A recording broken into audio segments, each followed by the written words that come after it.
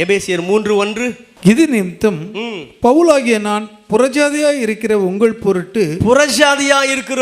பொருட்டு கிறிஸ்து இயேசு நிமித்தம் கட்டுண்டவனாய் இருக்கிறேன். போதும். இந்த லெட்டரில் பவுல் என்ன குறிப்பிடுகிறார்னா, இந்த லெட்டர் எழுதும்போது நான் எங்கே இருக்கேன்? கட்டப்பட்டிருக்கிறேன். 4ஆம் அதிகாரம் 1ஆம் வசனம். ஆதலால் கர்த்தர் நிமித்தம் கட்டுண்டவனாகிய நான் உங்களுக்கு சொல்லுகிற புத்தி என்னவெனில், பாருங்க, கர்த்தர் நிமித்தம், இயேசு கிறிஸ்து நிமித்தம், ஊழியத்தின் நிமித்தம் நம்ம கட்டப்பட்டிருக்கிறேன். வாசிக்கலாம். 6ஆம் அதிகாரம் 19ஆம் வசனம். சுவிசேஷத்திற்காக சங்கிலியால் கட்டப்பட்டிருக்கிற, போதும், சங்கிலியால் கட்டப்பட்டிருக்கிற பவுல், ஸ்தானாதிபதியாகி நான். அப்படி இந்த 3 வசனங்களையும் வாசித்து பாருங்க. பவுல் ரோமாபுரியில் உள்ள சிறைச்சாலையில் அடைக்கப்பட்டிருக்கிறார், கட்டப்பட்டிருக்கிறார். எதினால் கட்டப்பட்டிருக்கிறார்? சங்கிலியினால் கட்டப்பட்டிருக்கிறார்.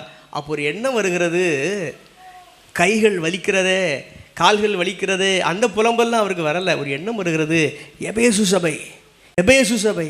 அந்த எண்ணம் வருகிறது, தான் கட்டப்பட்டிருக்கிறான், சிறைச்சாலையில் அடைக்கப்பட்டிருக்கிறான்.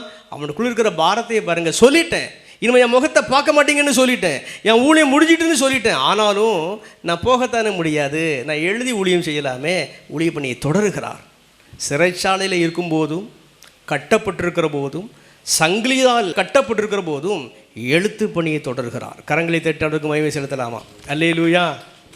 ஆண்டவருடைய மகிமையான ஊழியத்தை நாம் நிறைவேற்றுவதற்கு உடல் பலவீனத்தை காரணமாக காண்பிக்க முடியாது, கல்வி அறிவின்மை அதை காரணமாக காண்பிக்க முடியாது, சரியான வேத அறிவு எனக்கு இல்லை அதை ஒரு காரணமாக நாம் சொல்ல இயலாது, எனக்கு வயசாகிவிட்டது அதை ஒரு காரணமாக சொல்ல முடியாது, நான் ஒரு பெண்ணாக இருக்கிறேன், ஆணாக இருந்தால் சாதிச்சிருப்பேன் அப்படிலாம் சொல்ல முடியாது.